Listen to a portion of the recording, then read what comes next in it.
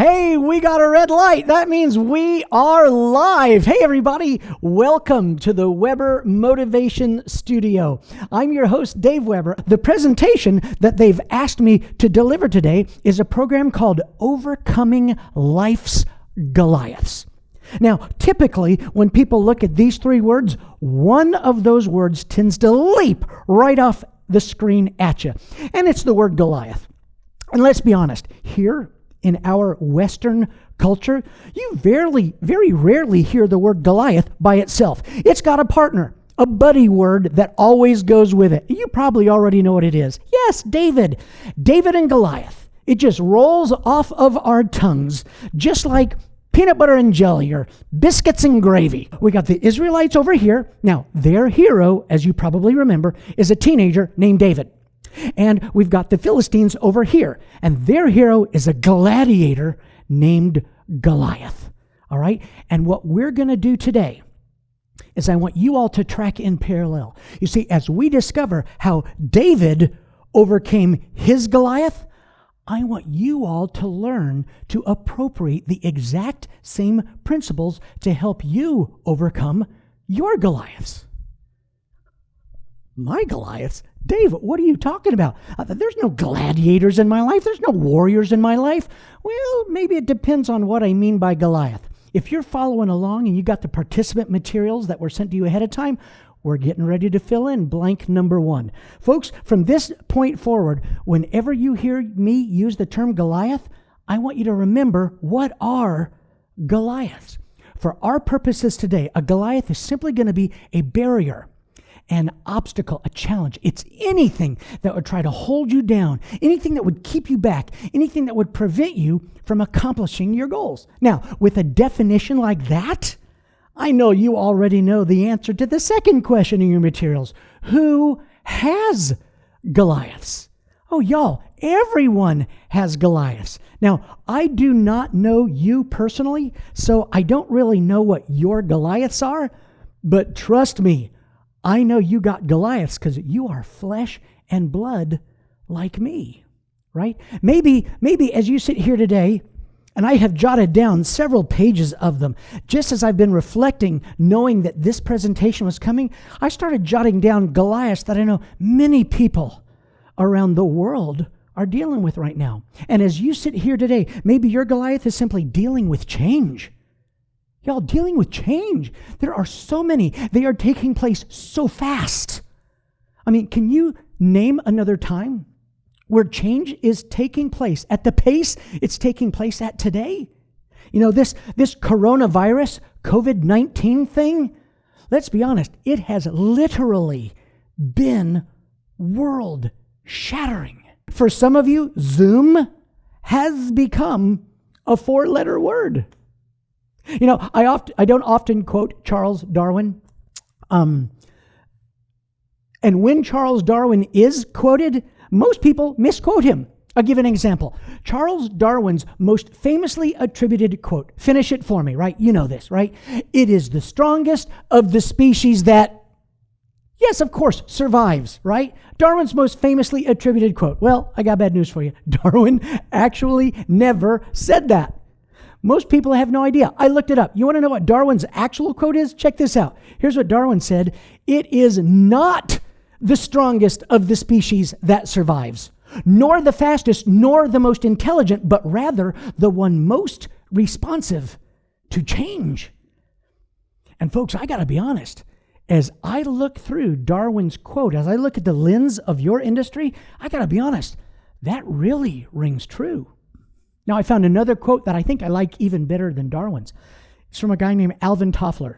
Now, I hesitate to share this next quote with you because I know we got so many educators tuning in today, because in it is the word illiterate. And I don't want you to look at that word concretely, but I want you to look at it more universally, because I think this really nails the crux of the issue. Look at what Alvin Toffler says. The illiterates of the future, get this, are not those who cannot read and write, but rather those who cannot learn, unlearn, and relearn.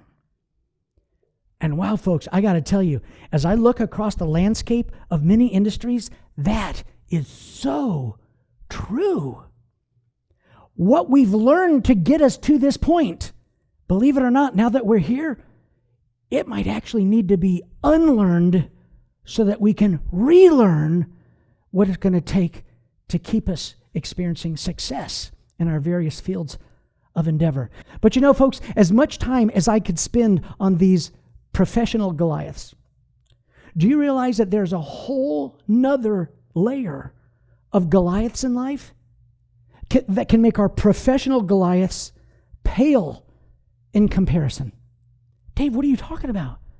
Oh, y'all, those are our personal Goliaths.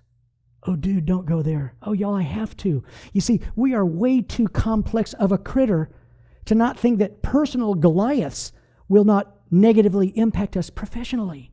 Maybe your Goliath is your work world has just so gone crazy that maybe you are starting to feel like you have the worst job in the world. No, you don't. No, you don't. Stop thinking like that. No, I can tell what you're thinking. Dude, you have got to be the worst motivational speaker I have ever heard. I am so depressed just listening to you. What are you doing? I know. Sorry. I hope I've made my point. What do you mean, Dave? Folks, I don't know you, so I don't know what your personal Goliaths are. But I know you, and you are just like me. And folks, we all have Goliaths. We all have Goliaths.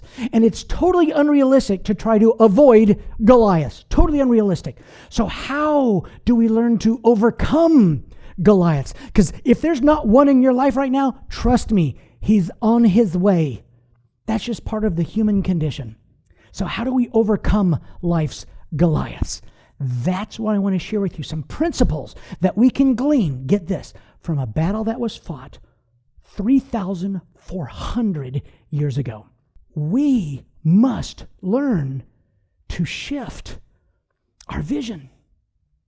You see, folks, when you are locked into the barrier, when you are locked into the obstacle, the challenge, when you are locked into the Goliath, and that is all you can see, guess how you tend to feel? Fearful, anxious, afraid, hesitant. You want to run away.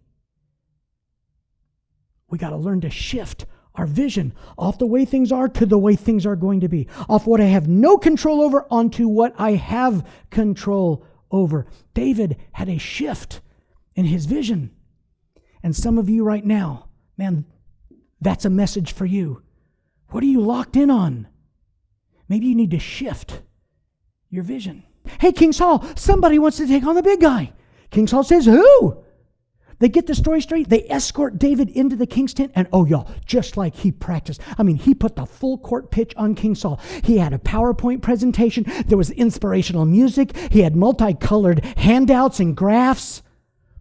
Put the full court pitch on King Saul. And King Saul was so caught up in David's commitment to his vision that King Saul started to get excited. He said, quick, put my armor on this boy. By the way, fun fact. This is the only time I've ever been able to find in recorded human history where a king put the royal armor on a commoner. Only time I've ever found it where a king did it. What must have transpired in King Saul's tent to make this, as far as I know, a single event in human history? I'll tell you what happened. It was David's commitment to his vision, y'all. It was his attitude. His attitude. And here's your next fill in the blank. Maybe you've heard this, folks. Attitude is contagious. It is contagious. And if you believe that attitude is contagious, this might be the most important question of the day. If attitude is contagious, is yours worth catching? Now, what does this story have to do with you? I have no idea. I just really love to tell that story. No, I'm kidding. All right. Let's start turning around the corner. All right. You see, folks, for the last 3,000 years, there have been countless modern day Davids who have used these exact same principles to help them overcome Goliaths in their life. Let me connect a couple of the dots for you. Man, I stand here today to tell you that not 2 years later, not 18 months later, not 1 year later, but 10 months after that accident, they opened up my little sister. They took out the nuts, the bolts, the wires, the staples, the steel rods. They closed her back up. And 13 months after that car wreck, I taught my little sister how to water ski. Man, you want to talk about the power of vision? If you only remember one thing from this talk, it's got to be your last fill in the blank on your workshop materials, y'all. You can't miss this. Folks, this is the secret power of vision. What you choose to become. Where you place your vision, what you choose to become, it can have a greater influence on who you are today than all your yesterdays. I don't mean to belittle your yesterdays. They have brought you to this point. But if this moment right now is a divine appointment, you have got to get this. What you choose to become, it can have a greater impact on who you are today than all those yesterdays. I believe your past does not define you. It prepares you. So what are you going to do from this point forward?